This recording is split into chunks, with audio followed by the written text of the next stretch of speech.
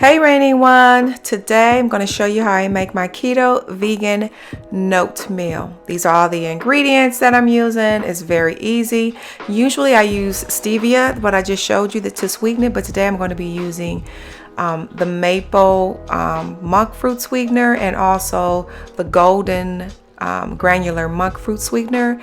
I just want to see how if it's going to give it a different flavor profile, but it's totally not necessary. And I'm doing this voiceover because I hate doing voiceovers, but I'm doing it because the lights are so loud. But it's so easy to make. You just put everything in a pot. So this is the almond milk, and I'm going to put some almond flour. Make sure it's finely ground almond flour, and then some coconut flour.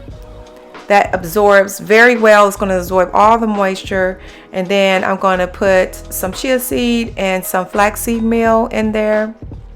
Now normally I heat up the almond milk or whatever kind of plant-based milk I use. I heat it up. You know what? That's not almond milk.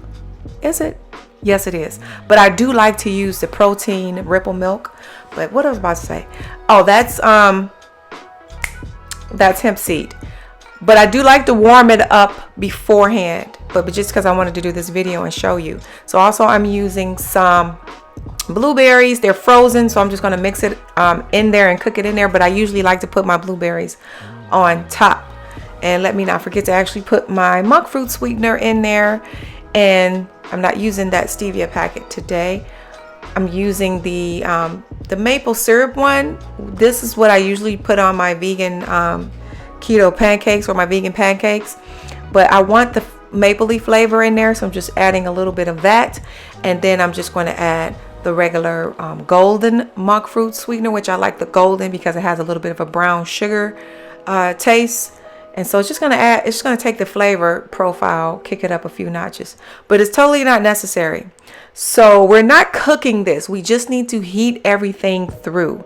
So I'm just going to use a spatula to get it all mixed together, and once it heats up, it's going to thicken, and even when as it cools down, it's going to thicken even more. So depending on how you want it, you can add more of your plant-based milk if you want. I'm just going to use a whisk just to make sure that I get all the lumps out, because like I said, I didn't heat it up, but it totally wasn't necessary. There were no lumps once I mixed it up and once it heated up pretty good, but I wanted to make sure.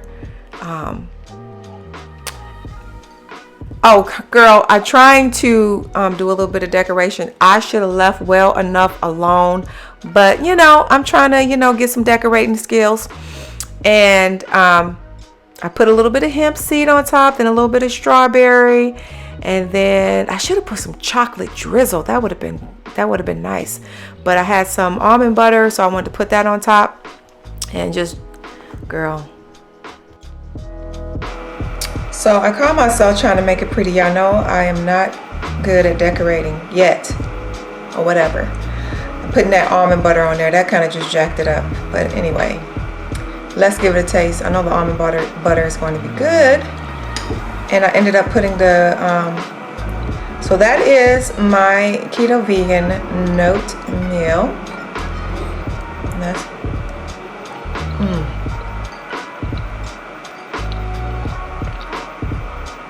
It might not look good, but that almond butter kind of sets it off. It's good without it though. This is creamy, it's delicious. It fulfills that need of wanting to have some type of porridge or hot breakfast like oatmeal on the keto diet. I think it's delicious. I hope you try it.